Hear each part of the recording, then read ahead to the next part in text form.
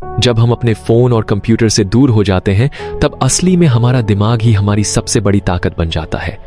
कठिन समय, डिप्रेशन या जीवन में किसी की मृत्यु जैसी परिस्थितियों में गूगल या टेक्नोलॉजी आपकी मदद नहीं कर पाएंगे। ऐसे में इंसान बिल्कुल अकेला महसूस करता है और दिमाग हर तरह के विचारों से जूझता है। आपके अनुभव में इस चुनौती को कैसे संभालते हैं? बिल्कुल सही कहा आपने। जब आप अकेले होते हैं तो दिमाग में तरह तरह के विचार आते हैं जो आपको अलग अलग दिशा में खींचने की कोशिश करते हैं। अगर आप अपने दिमाग को नियंत्रित नहीं करेंगे तो वही आपको चलाएगा। मैंने सीखा कि हमें अपने दिमाग को निर्देश देना पड़ता है कि हमें कहां जाना है और कैसे पहुंचना है, वरना जीवन में आगे बढ़ना मुश्किल हो जाता है। क्या आपने कभी महसूस किया है कि कठिन हालात में केवल मेहनत ही रास्ता है? कई लोग कहते हैं कि बस कठिन परिश्रम करो, लेकिन जब नतीजे नहीं मिलते तो क्या करना चाहिए? मेरे लिए भी शुरुआत में यही था, सिर्फ मेहनत करो। जब मैं किसी परीक्षा की तैयारी करता था और याद नहीं हो पाता था तो बार बार पढ़ता, लिखता, दोहराता। धीरे धीरे दिमाग ने सीखना शुरू किया कि अगर हार नहीं मानूंगा तो वो रास्ता ढूंढ ही लेगा। असल में लगातार प्रयास करने से दिमाग खुद को ढाल लेता है और फिर आप असंभव को भी संभव बना सकते हैं। आपने नेवी सील ट्रेनिंग में 18 महीने बिताए, जबकि यह सामान्यतः 6 महीने की होती है। इतने लंबे समय तक अत्यंत कठिन परिस्थितियों को झेलना कैसे संभव हुआ? जब मैंने पहली बार कठिनाई का सामना किया तो समझ गया कि यह एक लंबी यात्रा हो सकती है। मेरा शरीर टूट रहा था, लेकिन मैंने खुद से कहा कि यही मेरी नई सामान्य स्थिति है। जैसे लोग रोज ऑफिस जाते हैं, वैसे ही मैं रोज दर्द और संघर्ष झेलने गया। जब दिमाग समझ जाता है कि ये ही नॉर्मल है, तब वह खुद को और मजबूत बनाना शुरू कर देता है। क्या इस मानसिकता से आपका आत्मविश्वास बढ़ा या आपको डर लगा कि यह स्थायी स्थिति बन जाएगी?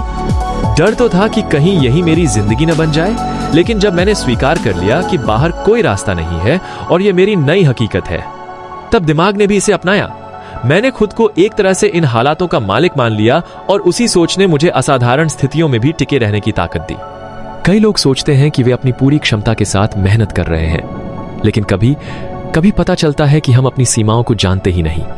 क्या आपके साथ भी ऐसा हुआ है?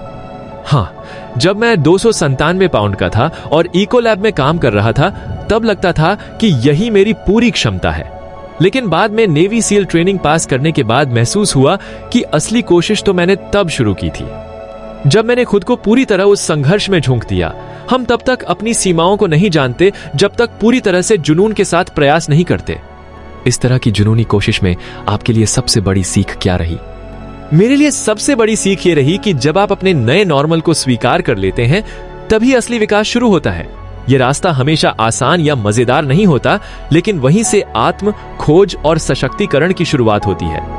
आपकी कहानी सुनकर कई लोग सोचते हैं कि यह दुखद या कठोर है, लेकिन आपने दिमाग की गहराई को समझा है। क्या आप बता सकते हैं कि असली प्रेरणा कहां से आती है? असली प्रेरणा सतही गुस्से या दूसरों को कुछ दिखाने की चाह से नहीं आती। वह तो तब मिलती है जब आप अपनी आत्मा के सबसे भीतर तक जाते हैं, उस जगह जहां कुछ भी जला नहीं सकता। वहां पहुंचने के लिए आपको खुद के साथ समय बिताना पड़ता है, अपने उद्देश्य को खोजना होता है। क्या इस गहराई में जाकर आत्मिक शांति मिलती है या आप मानते हैं कि पहले संघर्ष जरूरी है?